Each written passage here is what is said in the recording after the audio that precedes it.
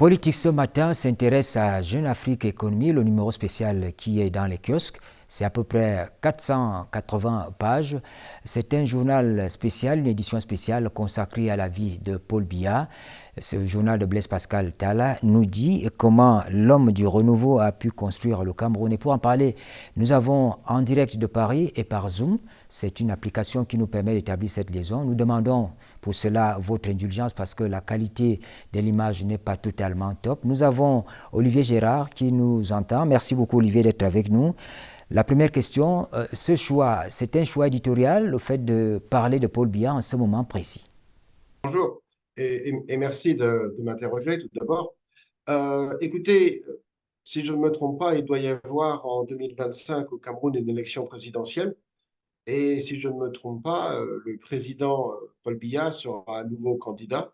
Donc il nous a semblé très utile d'informer les Camerounais sur le bilan des nombreuses présidences de Paul Biya. Et par le terme présidence, nous faisons référence au nombre de mandats auxquels il a déjà été élu et réélu.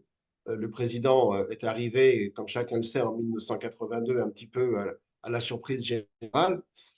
Et il a depuis connu une longévité qui fait de lui un leader exceptionnel en Afrique.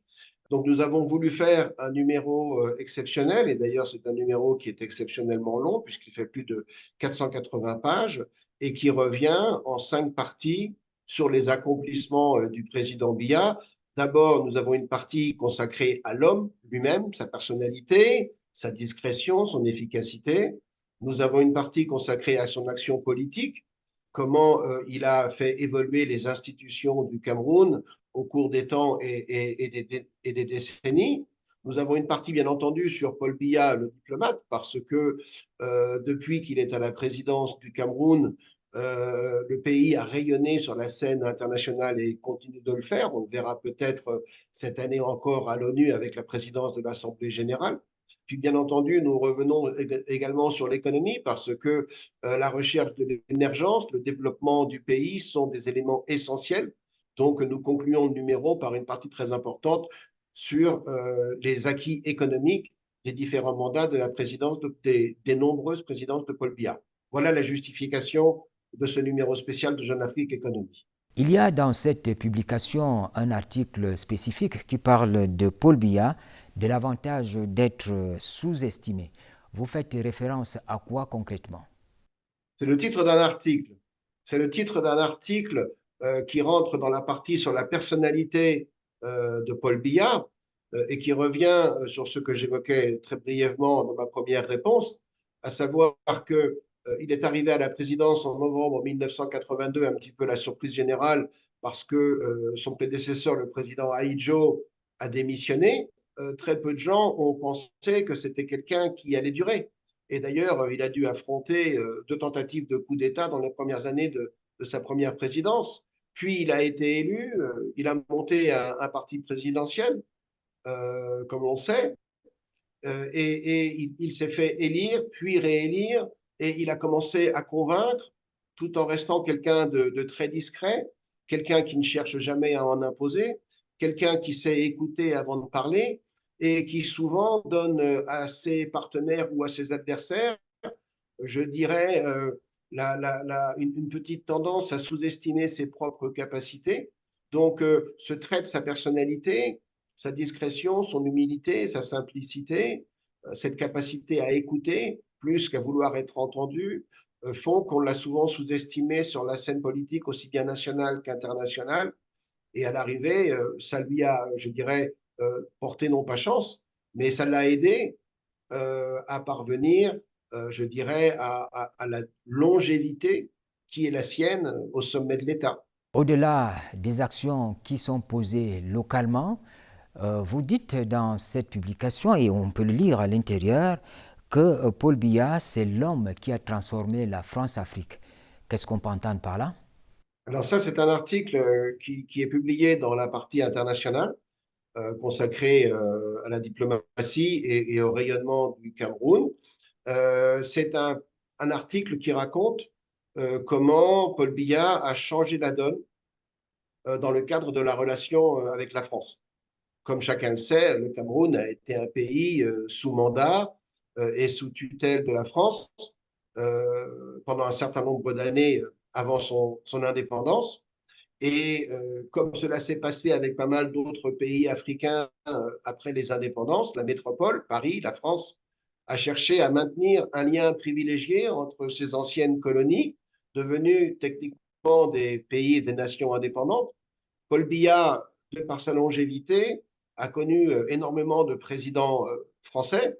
Le premier, c'était François Mitterrand. Ensuite, il y a eu Jacques Chirac. Et puis, il y a eu Nicolas Sarkozy, François Hollande, aujourd'hui Emmanuel Macron.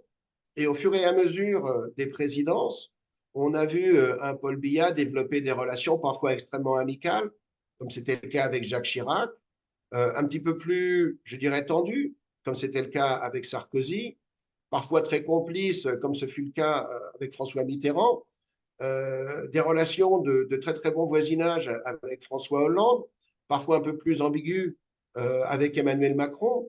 Mais on a vu le président Biya surtout être capable, patiemment, je dirais modérément, toujours avec son humilité et sa discrétion, parvenir à faire entendre la voix du Cameroun et à faire comprendre à la métropole que même si elle était un partenaire historique privilégié, elle n'avait pas vocation à être le seul partenaire du Cameroun et surtout à dicter une quelconque attitude que le pays devrait adopter avec d'autres partenaires. Et c'est comme ça que le président Biya a ouvert un petit peu sa diplomatie, notamment aux pays de l'ancien bloc soviétique, à la Russie aujourd'hui, et surtout à la Chine. Et ces nouveaux partenariats qu'il a su tisser avec les pays, parfois qu'on a appelés les BRIC, hein, les nouveaux pays émergents, ces puissances régionales intermédiaires, eh bien, ont permis au Cameroun d'avoir une alternative quant à son développement, aussi bien sur son financement que sur ses choix et ses options. Et ainsi, il a pu, avec le temps, patiemment, sortir, je dirais, le Cameroun d'une monodépendance à la métropole et affirmer une relation qui soit beaucoup plus d'égal à égal, de partenaire à partenaire, et pas du tout d'ex-État colonisé à puissance coloniale. Olivier Gérard, vous savez, le sport au Cameroun, c'est une passion. Ça bavarde beaucoup ces derniers temps dans le football. Vous suivez certainement cette actualité depuis Paris. Mais quand on lit, on parcourt votre journal, vous faites un rapport entre l'Ombia, la construction des stades et la formation des athlètes. Oui, c'est-à-dire que, absolument, le sport, le football peut-être en particulier, certains l'appellent une religion au Cameroun, c'est vrai aussi pour d'autres pays africains. Le Cameroun a le privilège d'avoir eu une équipe nationale de football euh, qui a été parmi les premières équipes africaines à émerger sur la scène internationale, notamment dans le cadre de la Coupe du Monde. Et les Cameroun en sont très fiers et avec raison. Le sport concerne aussi beaucoup les jeunes. Il est important pour la population en général. Et le président Biya a eu, je dirais, l'intelligence de chercher à offrir aux Camerounais les moyens d'exprimer tout leur potentiel sportif, aussi bien au quotidien pour des gens ordinaires, dans le cadre d'activités de maintien de santé. Il a monté ce qui s'appelle des parcours Vita. Il a facilité l'élaboration, la mise en place de ces parcours Vita dans un certain nombre de villes importantes, de grandes métropoles comme Douala, Yaoundé et d'autres. Et puis, il a surtout donné à l'équipe nationale de football les moyens de rayonner en facilitant et en permettant la construction d'un certain nombre de stades ou en rénovant plus récemment pour la dernière CAN qui a eu lieu au Cameroun il y a 2 ans, en rénovant un certain nombre d'infrastructures pour que le pays puisse avoir justement un niveau international dans le cadre de ses capacités sportives et être capable aussi bien d'organiser des manifestations internationales comme la Cannes que de faciliter l'émergence de nouveaux champions et de favoriser justement l'expression d'un des talents des Camerounais qui est celui lié notamment à la pratique du football. Donc nous avons un article qui revient en détail sur la construction récente d'un certain nombre de nouveaux stades, que ce soit à Douala, que ce soit à Yaoundé, que ce soit à Bafoussam, que ce soit dans d'autres, à Garoua, dans des provinces un petit peu plus éloignées du centre, et qui ont permis de créer cet équilibre et de mettre en place les infrastructures pour que les Camerounais puissent rayonner dans tous les domaines, y compris celui du sport, et en particulier celui du football. Olivier Gérard, et si on vous taquinait en disant que visiblement ce numéro spécial commence une campagne médiatique pour le président Biya avant l'élection présidentielle qui profile à l'horizon. Oui, c'est un petit peu l'objectif, hein. C'est ce que je vous disais au tout début de cette interview. Il y a un calendrier politique au Cameroun. Il y aura une élection présidentielle en 2025. Sous les différents mandats de Paul Biya, les élections présidentielles se sont toujours déroulées à l'heure. Il n'y a aucune raison pour que ce ne soit pas le cas ici. Il y aura tôt ou tard une campagne. Et donc, il nous semblait important, encore une fois, de revenir sur les accomplissements du président. Évidemment, ce numéro n'est pas exhaustif.